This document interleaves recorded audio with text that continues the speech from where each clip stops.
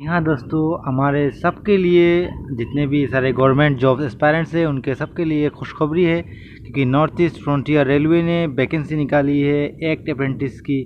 तो जो आज की इसकी वीडियो में मैं बताने वाला हूँ आप सबको। तो आप सबसे अनुरोध रहेगा कि वीडियो को स्किप किए बिना पूरे वीडियो को ज़रूर देखें। तो आज आपके सामने जो ये नोटिफिकेशन आपको दिख रहा है, notification for engagement of act apprentice over NF railway for the year 2020, 21, 2021, 22, 2022, 23। मतलब पिछले साल जो वैकेंसी निकाला गया था वो भी कोविड की वजह से फुलफिल नहीं हो पाया। तो इसमें हमारे लिए खुशी की बात है कि इसमें और वैकेंसी जुड़ा गया है इस साल, और इन सब वैकेंसी को भर्ती इसी साल होना है।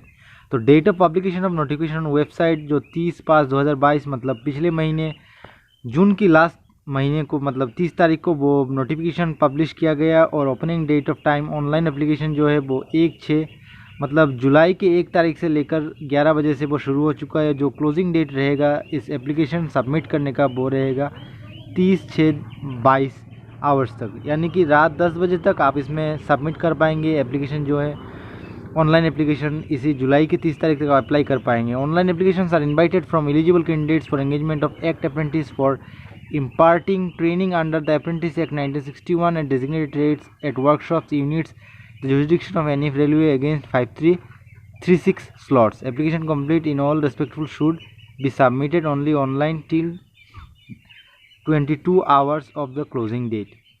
मतलब ये जो 5636 वैकेंसीज निकाली गई है वो आपको अप्रेंटिस एक्ट 1961 के तहत डेजिग्नेटेड जो ट्रेड्स हैं वर्कशॉप में आपको यूनिट में दिया जाएगा।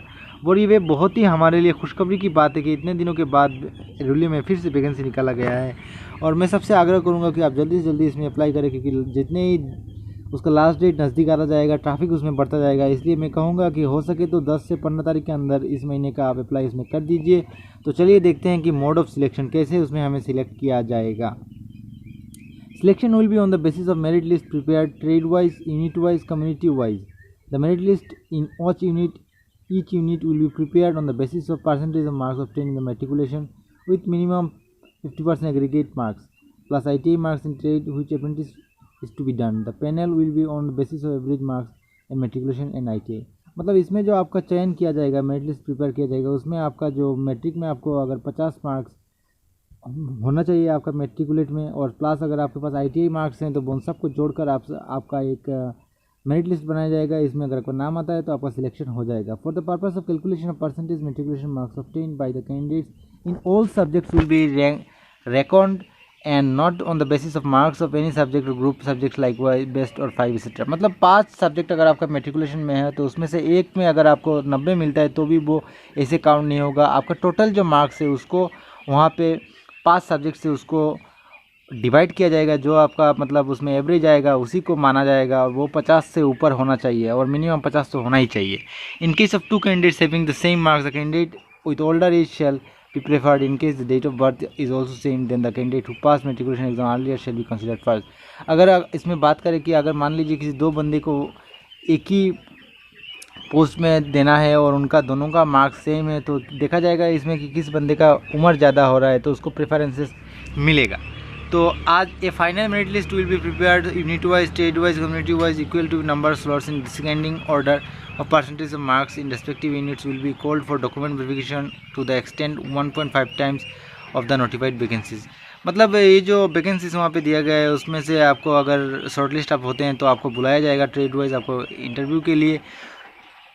और इसमें आप ध्यान देने की बात यह है कि during submission online application registration number will be issued to each applicant. मतलब आप जब अप्लाई करेंगे तो आपका जो रजिस्ट्रेशन नंबर है वो आपको ध्यान से रखना चाहिए, वो आपको नोट करके रखना है ताकि आगे जो आपकी कार्रवाई होगी मतलब जहाँ अप्लाई करने के बाद जो आपका इंटरव्यू प्रोसेस चलेगा उसमें वो इस्तेमाल किया जाएगा। RRC does not accept any responsibility for candidate not being able to submit their application within the last day of account of aforesaid reasons और एनी अदर रीजन। मगर अगर आप मतलब मगर कुछ इसमें चलेगा नहीं, क्योंकि अगर 30 जुलाई से पहले अगर आप सबमिट नहीं कर पाते हैं तो रेलवे ने कहा है कि हम इसका जिम्मेदारी नहीं लेंगे, आपको वो कैसे भी करके वहाँ पे अप्लाई करना ही पड़ेगा।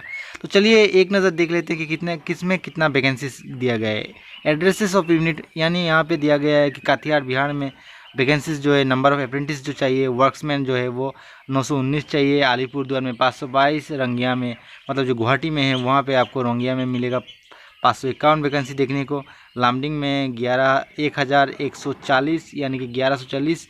तिनसुकिया में 547। न्यू बंगाईगांव वर्कशॉप में 1110 यानी 1,110। डिब्रूगढ़ वर्कशॉप में वहाँ पे 847 यानी कुल मिलाकर 5,636 वैकेंसीज वहाँ पे निकाला गया है। और अगर हम कथिया डिवीज़न यहाँ पे दिया गया है कि देखें, या फिर TDH वर्कशॉप यूनिट जो है वहाँ पे देखें, तो हम machinist, welder, fitter, diesel mechanic, electrician, refrigerator and AC mechanic, electronic mechanic, machinist, welder, fitter, electrician, refrigerator, AC mechanic, मतलब ये सब जो यहाँ पे दिया गया है कि किस किस वैकेंसी में आपको मतलब क्या क्या आपका पोस्ट जो रहेगा वो किस किस में रहेगा। कारपेंटर है, इसमें प्लम्बर है, ये सब वहाँ पे पेंटर, आपको सब उसके आप चलिए आप जान लेते हैं कि इसमें एलिजिबिलिटी कंडीशंस क्या क्या रहेंगे, मतलब कौन लोग इसमें अप्लाई कर पाएंगे। The candidate should have completed 15 years of age, should not have completed 24 years of as.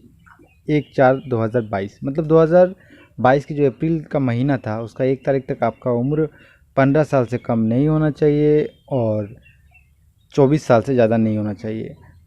हालांकि यहाँ पे SC ST के लिए 5 साल का रिलैक्सेशन दिया गया है, और अगर आप डिसेबल्ड होते हैं तो आपके लिए 10 साल तक मिल सकता है, और अदर्स जो हैं बैकवर्ड क्लास हैं OBC उनके लिए 3 साल का दिया गया है। लेकिन यहाँ पे ध्यान देने वाली बात है कि जनरल कास्ट के लिए कोई यहाँ पे रिलैक्सेशन नहीं दिया गया है। तो यह रहा हमारा एलिजिबिलिटी क्राइटेरिया। अब देखते हैं कि इसमें हमें क्या क्या सर्टिफिकेट यहाँ पे अपलोड करना पड़ेगा। जब हम अप्लाई करेंगे तो हमें कास्ट सर्टिफिकेट, नॉन क्रिमिनल, जितने भी सारे डॉक्यूमेंट्स हैं वो वहाँ पे अपलोड करना पड़ेगा।